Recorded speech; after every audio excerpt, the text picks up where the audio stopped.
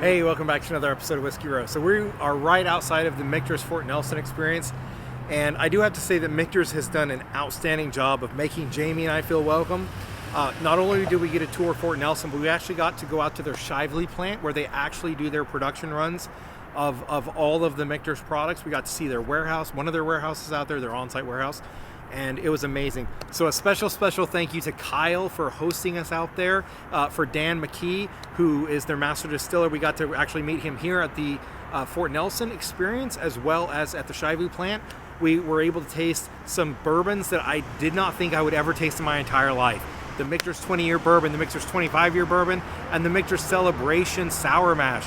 What an amazing lineup, and be able to taste those side by side. Now this is Fort Nelson, where you go for your Michter's tour. Now this really cool building, Michter's has gone to great lengths to actually renovate and make safe, and you can see it bolted together on the inside. It's actually really cool. Now this is footage of the tour itself, and our tour guide, she was just really cool and very knowledgeable. Now some people wonder why Kentucky became the home of whiskey in America. We are very lucky here. We sit on a shelf of limestone.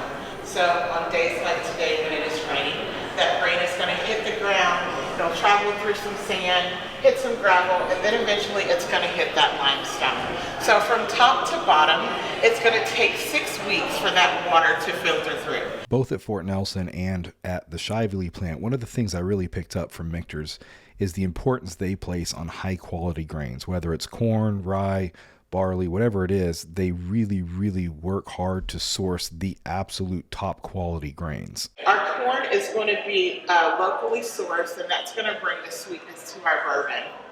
The rye in the middle, that is going to bring a little bit of citrus and a little bit of spice.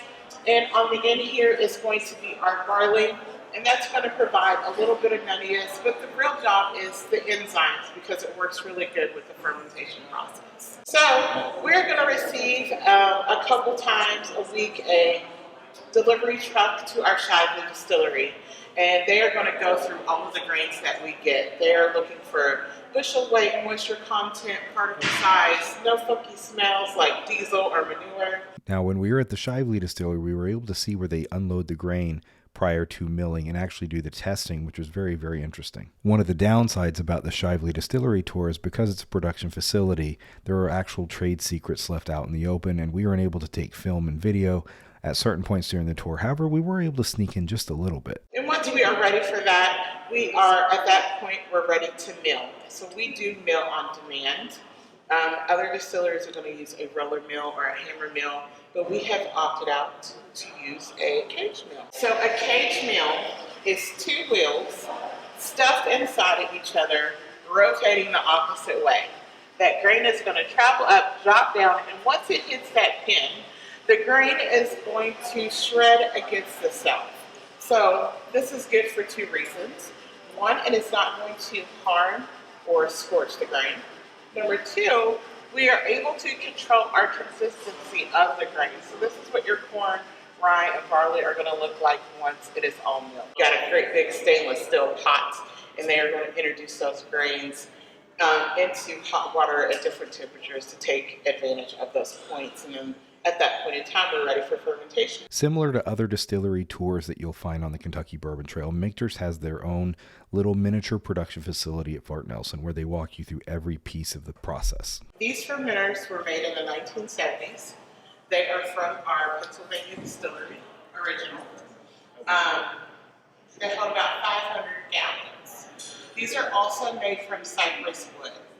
So cypress is a protected species underneath the federal government and can no longer be harvested to make fermenters. So if one of these bad boys was to go down, we are waiting for a tree to fall in the forest before we are to fix that. But the first day, once they pump that up, it's going to look like chicken noodle soup. You know, when you open up a can of soup, all the good stuff's at the bottom, nothing but broth on top, because the yeast doesn't know what it wants to do. Day 2, it is going to be all nice and bubbly. It's going to smell really good, and that's the CO2 escaping, and it's converting those sugars into alcohol. So this is 48 hours in. Y'all can come smell it. It smells really good. Y'all should really smell I was this. like, I'll smell that. So this is 3 days in, so this is 72 hours in. If you listen really closely, it's singing snap, crackle, pop. That famous song everybody knows. At our Shively Distillery is where our large column still is, and this is the best illustration I have of that. So it would be in 32 inches in diameter, over 40 feet high. So if it was in front of us, it would go clean through the second floor. That has 19 slides and it does run all the time. This right here is called a pot-to-pot system. And when we are ready to move that mash over, there's some hoses underneath here. And that holds about 550 gallons, okay? There are coils in the bottom of that. Those coils are gonna heat that mash up, turn it into vapors. It's gonna hit a condenser and drop down into the low line box. So the proof coming off of that is going to be about 60 to 70, so not quite high enough for us to make whiskey. So we're going to take that distillate and put it inside of our spirit still, the smaller one that holds about 110 gallons. There are 9 slats in there. It is going to go through that wash, hit a condenser, and then drop down in that high line box. The proof off of that is going to be 138, and this is where our distillers really get to shine. They are going to taste and smell that distillate because they're going to have to make cuts into the heads, the hearts, and the tails. Going to expand and push all of that whiskey into the wood. When it gets cold, it's going to pull it back into the middle of the cask. This one time around is called a cycle. We typically get 4 to 6 of those in a year. So we are going to now heat cycle our warehouses. So from the months of October until April, we'll close the windows, heat our warehouse up, and then open the windows and let it air out naturally. Barrel entry proof is the proof that the whiskey is entered into the barrel for aging. To my knowledge, Michter's actually has the lowest barrel entry proof at 103 proof. At Michter's, we enter all our whiskeys into barrels at 103 entry proof, or 51.5% alcohol by volume, or ABV. That's very low when you consider the industry standard allows entry proof up to 125, or 62.5% ABV. So making bourbon with a lower barrel entry proof is a much, much more costly process because you're going to use more barrels and you're not going to fill as many bottles. It's more expensive to enter our whiskey into wood at 103 entry proof, but when we come out of barrel for bottling, we add less water to get to bottling strength. Versus just throwing it in there afterward to what they call, proof it down before bottling.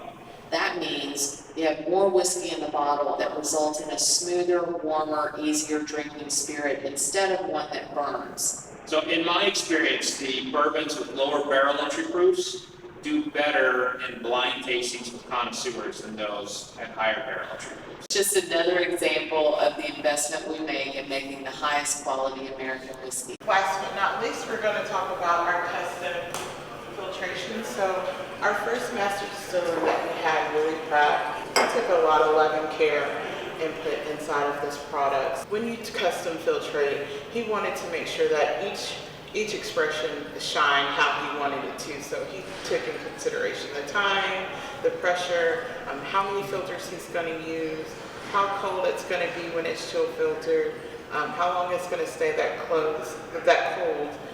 If you change any of those aspects, it would change the outcome of your spirit. One of the fun things they do is they give you a jelly bean, and before you eat it, you hold your nose, then you eat the jelly bean, and the only thing you can really taste is that it's sweet. You don't get any flavors, but then you release your nose, then you actually pick up all the different flavors of the jelly bean. At the end of the tour, you're able to do a tasting. Offerings 1, 3, and 4 are just their standard whiskeys. 2 was a special version of their standard rye that they had used with a high entry proof of 125, aged the same barrel, same everything. So you can taste the difference between what those entry proofs really do in the whiskey barrel. And 5 is kind of a special one because that's their barrel strength rye. And to celebrate Christmas, they brought out a Michter's 10-year bourbon for us to sip on. Now, after the tour is over, we went upstairs to their Fort Nelson bar, and I'll tell you, that is an amazing cocktail bar, as well as that you have the opportunity to sample some of the very, very fine, rare Michter's products. So if you're ever in Louisville and you are down near Whiskey Row, definitely check out the Fort Nelson bar for a nice cocktail, even if you don't go on the Michter's tour.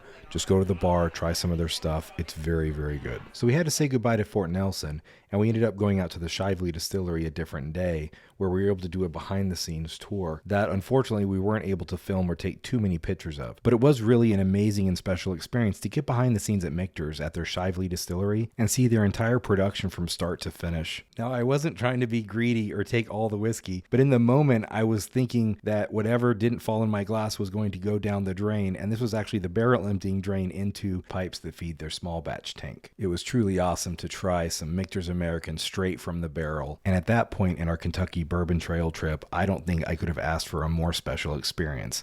Until this happened. Kyle took us off the production floor up to a conference room and busted out the Michter's 20-year bourbon, the Michter's 25-year bourbon, and the Michter's Celebration Sour Mash. Between the 20 and the 25-year, I preferred the 20, but the Michter's Sour Mash Celebration is a truly amazing and unique whiskey that I'll never experience again. So a super special thank you to Michter's for making this an amazing Kentucky trip. Can't say enough positive for all that they did to make us feel welcome. As far as tours go, the Fort Nelson experience it's a good tour. It's solid. It definitely explains their process, what makes Michter's different from other bourbons. Their bar here on premises at Fort Nelson is absolutely fantastic. It's a great bar. So definitely, if you're ever in Louisville and you go to the Michter's experience, or you're just down here on Whiskey Row and you want to have a great bar experience, come here to the Fort Nelson Michter's thing. They have an absolutely fantastic bar, like all around great bourbon cocktails. Jamie was in heaven. I was in heaven. Great experience. Hope you enjoyed the footage from all of the things that we were able to experience at Michter's. And again, thank you so much to Kyle and to Dan for making this an amazing experience. To be able to see what really sets Michter's apart from some of the other distillers and what they're doing, Michter's is doing some super special stuff. So thank you for helping educate me and Jamie on that experience, as well as tasting those amazing 20, 25-year and the Michter's Sour Mash.